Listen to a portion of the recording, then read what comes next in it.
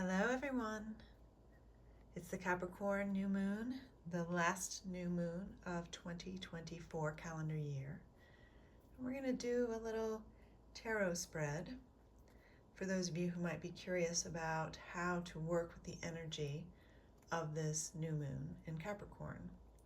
And if you do want a little bit more information, you can go to my website and check out the blog post that I put up today about all of the cosmic influences that are affecting this particular new moon cycle. So this particular spread involves 6 cards. And for the first card, we're going to ask the question, what is ready to begin under this new moon in Capricorn?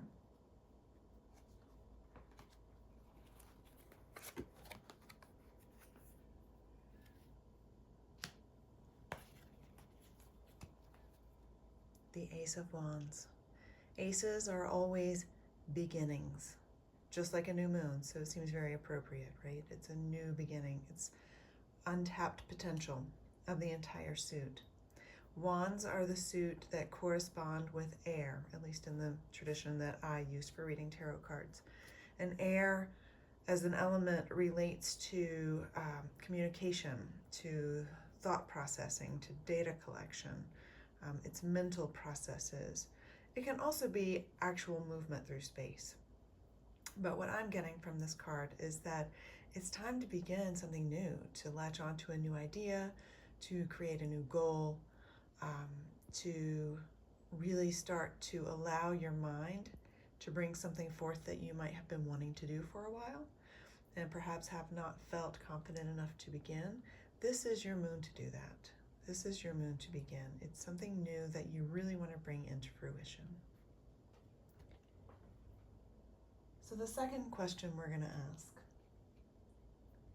where am I most likely to need discipline in order to bring this new goal to fruition?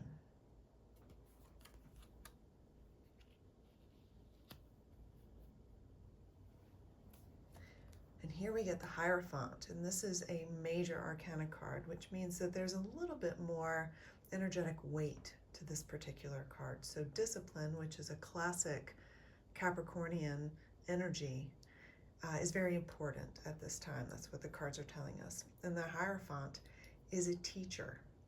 And basically, what you can distill this information down into is that you can focus your discipline, focus your energy on study, on learning, on researching, on discovering everything you can that can help you take that new idea, that new goal that you want to bring into fruition, and how you can actually tend it action by action to its true manifestation, to its physical manifestation.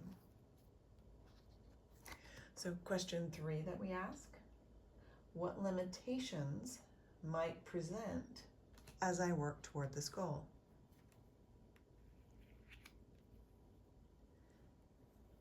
And here we see the 3 of Pentacles.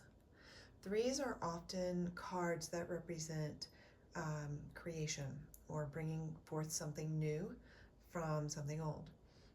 It's just like a child is brought forth from the union of 2 parents. And here with Pentacles, it's very material. Pentacles relate to the earth element, which are very physical. It can relate to money, it can relate to the physical body, it can relate to anything on the material plane. And as you see here, there is a slow and steady building of something new. We've got this figure creating a blossom, a bloom in a very real, solid kind of material, the bricks.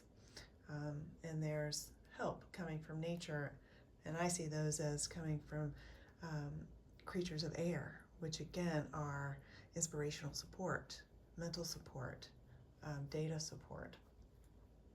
And so when we're looking at what limitations might present, well, it looks like there could be a limitation in the resources that you might find available on your own, but that it's important to look for external sources that can provide you support as well.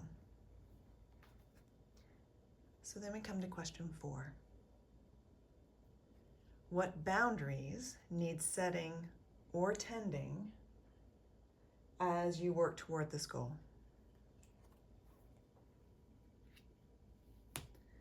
The Emperor. Let's get these over. Again, we see another major arcana card. The Emperor is a card of masculine sovereignty. It is an opportunity to get very strategic about creating the kingdom that you want to rule. And this, to be clear, the way I read these cards is that this is about your own life experience. This is not about controlling other people, but it is controlling your responses to other people, your reactions to other people, and controlling how you navigate with the people, the resources, the opportunities that are made available to you in your external environment. Because you can't control the external environment, but you can control your interaction and engagement with it. So here it's very important to strategically look at everything that's available to you. Look at what your resources are. Look at what you have to work with. And then to get really strategic and active in how you choose to use what you have available for you in service of your goal or your intention. Then we come to question 5. And question 5 asks, where can you turn to stoke your ambition? Ooh, another major arcana card. So this is a very potentially transformational cycle, new moon cycle, because we're already getting an abundance of major arcana cards. And the strength card here is telling you that you have ambition within. And it's something that's not external to you, it is internal. And in a lot of instances, the external environment, our society, the messaging that we get from the world around us is consistently encouraging us to play small and encouraging us to focus on our weaknesses, whether that be intentional conditioning or subconscious, unintentional, well-meaning conditioning. But the truth of the matter is that we all have strength inside. And it's important that you really look into your own sense of personal power and tap into that in order to access your ambition, because everybody has it. Ambition is a very Capricornian energy. Everybody has Capricornian energy in your chart, in your life. Even if you don't have a lot of activity there in your chart, your natal chart, it's still available to you. You still have Capricornian ambitious energy. So it can take a lot of strength to actually call that forth and to own it and to act on it. So this is how the universe is inviting you to stoke your ambition, is by finding the strength to do just that. And then lastly, we ask the question, what good omens will appear to show you you're on the right path toward manifesting your goal? 10 of Pentacles. This is an interesting card to pull for this particular position. But again, Pentacles relate to the physical realm. They're the suit that aligns with the element of earth. So it's very physical. It's very material. And what this card is telling me in this particular instance is to pay attention to what's in your surroundings. Pay attention to the people. Pay attention to the social chatter. Pay attention to your home space. Pay attention to the natural elements that surround you. Just pay attention to your surroundings and really notice what's in bloom. Notice what's working. Notice what's been successful for others. Notice what feels successful for you. If you see this, we've got an abundant family here. We've got an old gentleman that could be an expression of wisdom and of experience. We've got flowers in bloom, right?